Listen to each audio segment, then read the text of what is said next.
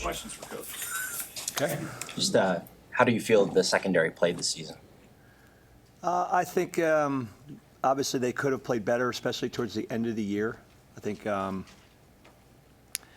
obviously as the competition got a little better, and obviously I think as our film started to get out there in terms of what we were doing, how we were playing, there was an awareness of maybe how we were attacked last year relative to how we were attacked this year. But overall, I thought that some of the things we did well. Obviously, I think we took the ball away and had some significant takeaways. 3 touchdowns, I think, is a big deal. Anytime you score once on defense, let alone 3 times, I think is big.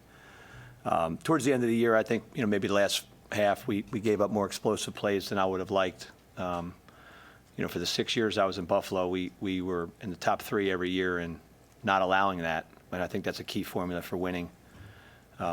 And I think we ended this year giving up 30 total. We gave up 28 last year, 30 this year, which put us, I think, 27th in the country, which is, not horrible, but not in the top 25. So, there's some things we did well. I think there's some things that obviously we could have done better, but that's the case, I think, in any year. What does it mean to you to take on this DC role and just how the relationship with Coach Rule has grown throughout the fall? Yeah, obviously the last time I talked to you guys, I was fairly new on the job, and we kind of outlined how that happened so quickly. And here we are a couple months later, and obviously a much different role. But obviously I'm excited about the opportunity, obviously to continue my relationship working with Matt, working with these players. So I think I had developed a very good connection with. I think just working with those guys, not only just the DBs, but all the defensive guys, just working with them on a daily basis, trying to develop that relationship.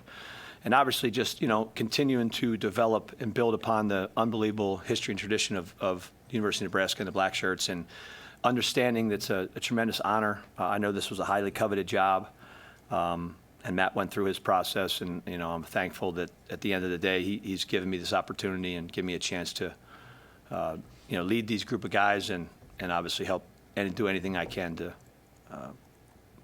put a great product on the field on defense. Matt said that he liked, schematically what you guys have been doing on defense the past 2 years. How do you sort of balance doing what you guys have been doing successfully and adding in your own nuances to Yeah, I think that's always the challenge, and that's really every year you coach. Like, all I can do is reference my 30 years of coaching, and you have a base fundamental system everywhere you're at, but you're always adding to it, eliminating from it, really trying to focus on the things that you do well. You're also going to make sure that what you're doing is conducive for your personnel. So, we're going to be schematically like we've been here for the last 2 years. Obviously, I loved working with Tony. Tony was great to work with, and I think we had a great working relationship where his ideas and fundamentals kind of are blended into mine, and I think that it's going to be a collaboration of everybody that we hire once we complete the staff. Obviously, adding Phil is a big deal. That's something I'm very happy about, just with his experience in this system and his experience with Matt. I think we're going to put a schematically, fundamentally, and personnel a defense that is going to be one that's hard to deal with. You describe yourself as aggressive. Do you think you'll be an aggressive defensive play caller? I'm an aggressive person, so I would assume that's probably going to bleed into what we're doing schematically. I think at the end of the day, whatever you're doing on defense you've got to be able to stop the run. It's very simple. You got to be able to stop the run in today's market, in today's football. That's the run in the RPO game, and you got to be able to affect the quarterback. And that requires you to be aggressive not only in how you're calling the game, but aggressive in how you're teaching the fundamentals to your team. I think a lot of times people get it misconstrued that, are you aggressive? Well, aggressive isn't about zero blitz in every snap. That sometimes can be stupid. But you have to be aggressive in how you get your players to play, to attack the line of scrimmage up front, to be physical at the second level, for our DBs to challenge and contest the ball. That's aggressive.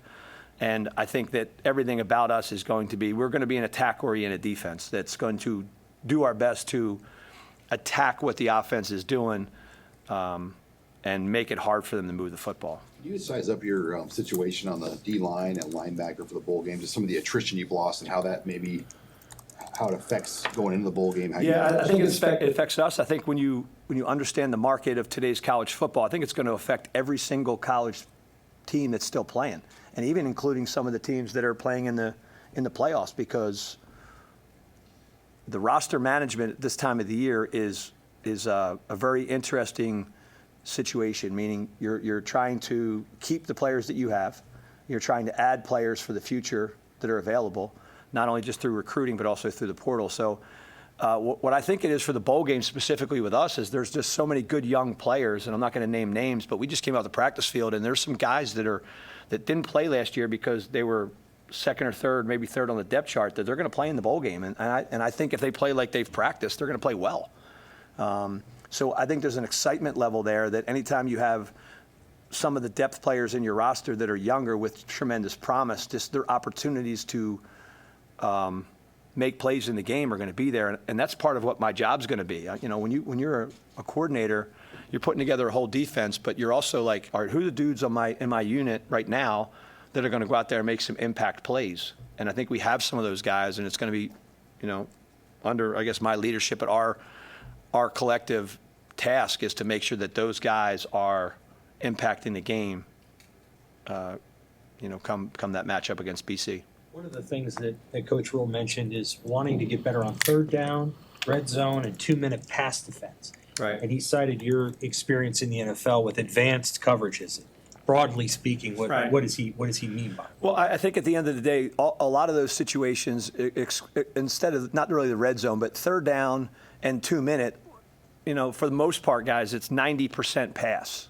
So when you are playing defense and you can immediately identify it's a run or a pass, then obviously your approach changes. You know what I mean? Like the best offenses that we're going to face are going to be the ones that are the least predictable in terms of run versus pass ratio, because you have run calls and you have pass calls. Well, in those situations, in third down, generally speaking, in 3rd and 4 or more, 2-minute situations, you know, you're expecting the quarterback to throw the ball. So you're studying protections, you're understanding route concepts, you are identifying who they like to throw the football to. So I think what happens is when you can hone in on the passing game, you can take away a team's best player. You can attack the weak link in protection. You can affect the quarterback either up the middle, on the outside, whatever it happens to be, without a concern of the run. You know, without maybe a draw or a screen every once in a while. That's what they do to keep you off balance. So when you're doing that with multiple front looks, and you're doing it with coverage variety. And I think the biggest thing from the NFL to college is you have to really hit the target in terms of what these players at this age group can handle from a processing and from an execution standpoint versus what the pros are, just because they're 6 to 8 to 10 years older with that much more experience. So I think that's the fine line that, you know, as I was adapting to what was going on when everything happened so fast that it was just understanding that at the end of the day, it's an old cliche, but it's not about what the coach knows, it's about what the player knows and what they're able to execute. And, you know, in those situations, you can have a little bit more variety because you're not worried about the run as much. How'd you feel like there were a couple of games this year, I think, of like Illinois and Indiana, maybe USC, maybe another game, where it felt like on third down you guys were maybe a little bit on skates. How do you feel like you handled some of those situations this year, and what might you want to tweak? Yeah, I would take that Indiana game and just flush it down the toilet for, I think, in many different ways, just because it was such an outlier when you look at our whole season.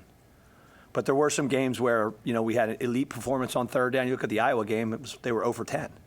And then you look at some other games where, you know, maybe it wasn't the case. And really, at the end of the day, as a defensive coach, your job is to get stops.